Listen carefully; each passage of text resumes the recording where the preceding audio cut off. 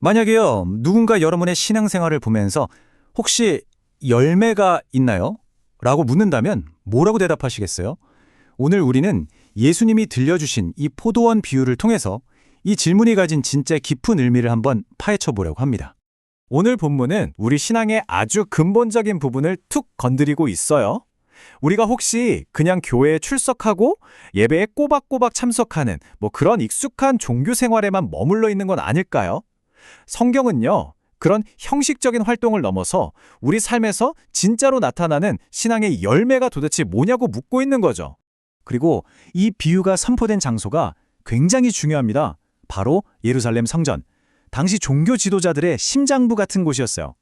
예수님하고 그들 사이의 긴장감이 아주 최고조에 달했을 때 이 이야기는 그들을 정면으로 겨냥한 강력한 경고였고, 또 동시에 오늘 우리에게도 똑같이 던져지는 도전의 메시지인 셈이죠. 자, 그럼 비유의 첫 부분으로 한번 들어가 볼까요? 이야기가 어떻게 시작되는지 한번 살펴보겠습니다.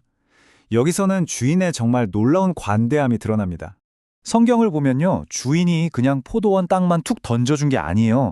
울타리를 쳐서 보호해주고, 포도즙 짜는 틀도 만들어주고, 심지어 망대까지 지어서 그야말로 열매를 맺기에 완벽한 환경을 다 조성해줬다는 거죠. 이게 바로 우리를 향한 하나님의 마음을 보여주는 겁니다. 하나님은 우리에게 필요한 모든 것을 먼저 은혜로 다 채워주시는 분이라는 걸 말이죠. 이 비유 속에 나오는 상징들을 보면 이게 정말 흥미로운데요. 주인은 바로 하나님을, 포도원은 하나님의 나라와 그 백성을, 그리고 농부들은 그 백성을 돌볼 책임을 맡은 당시의 지도자들을 의미합니다. 각 요소 하나하나가 하나님과 우리 사이의 관계에 대한 아주 깊은 진리를 담고 있는 거죠.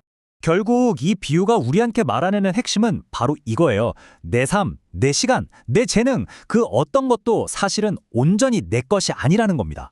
모든 것은 다 하나님의 것이고, 우리는 그분의 선한 뜻을 위해서 그것들을 잘 관리하도록 부름받은 청지기에 불과하다는 거죠.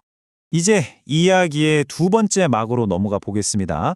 이 평화로워 보였던 포도원에서 어떻게 비극적인 갈등이 시작되는지 한번 보시죠. 이 농부들의 반응을 보면 죄라는 게 어떻게 점점 더 대담해지는지 아주 명확하게 알 수 있습니다. 처음에는 종들을 그냥 때리고 쫓아내는 수준이었는데 나중에는 죽이기까지 하잖아요? 주인의 인내심을 시험이라도 하듯이 그들의 악행은 멈추지 않고 계속해서 커져만 갑니다.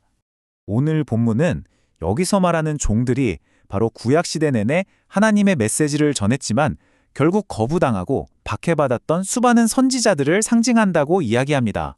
그리고 주인의 아들이 포도원 밖으로 쫓겨나서 죽임을 당하는 이 장면, 이건 그냥 지어낸 이야기가 아닙니다.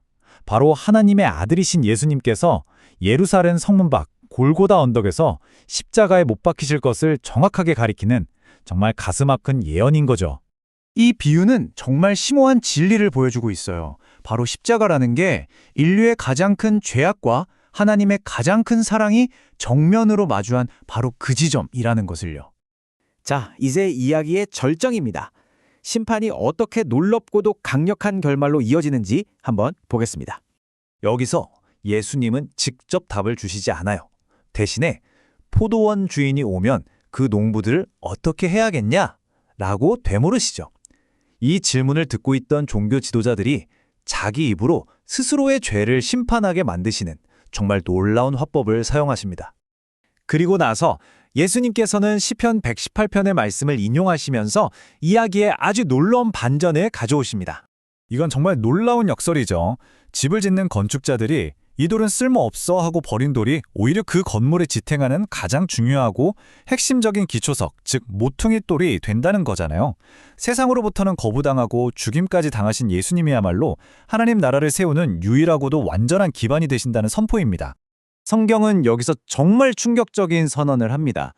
하나님의 나라는 더 이상 특정 민족이나 혈통의 전유물이 아니라는 겁니다. 이제 그 나라는 열매 맺는 백성에게 주어질 거라고 말씀하세요. 중요한 건 우리의 배경이 아니라 우리 삶으로 증명해내는 신앙의 열매라는 거죠. 그렇다면 하나님께서 찾으시는 그 열매라는 게 구체적으로 뭘까요? 단순히 착하게 사는 걸 넘어섭니다. 성경은 그것이 회개, 믿음, 순종, 그리고 사랑과 같이 예수 그리스도를 내 삶의 주인으로 모실 때에 나타나는 아주 구체적인 삶의 변화라고 말하고 있습니다. 자, 이제 이 비유가 오늘 우리에게 던지는 핵심 메시지를 정리해보고 우리 삶에 이걸 어떻게 적용할 수 있을지 살펴보면서 마무리하도록 하겠습니다.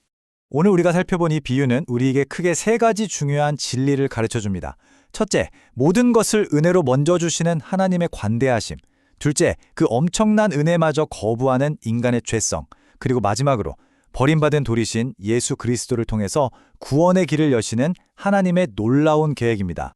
그런데 여기서 꼭 기억해야 할 중요한 사실이 있습니다. 이 이야기는 그냥 과거의 어떤 사건으로 끝나는 게 아니라는 거예요. 포도원의 주인이 반드시 다시 돌아올 그날, 즉 우리 모두가 하나님 앞에서 자신의 삶을 결산해야 할 그날이 올 것임을 분명하게 경고하고 있습니다. 그래서 이 질문은 오늘 우리 각자의 마음에 아주 깊은 울림으로 남아야 합니다. 주인이신 하나님께서 우리에게 오셔서 네가 평생 맺은 열매가 무엇이냐? 라고 물으실 때 우리는 과연 무엇을 자신 있게 내어놓을 수 있을까요? 이 질문에 대한 답을 진지하게 고민해보는 그런 하루가 되기를 바랍니다.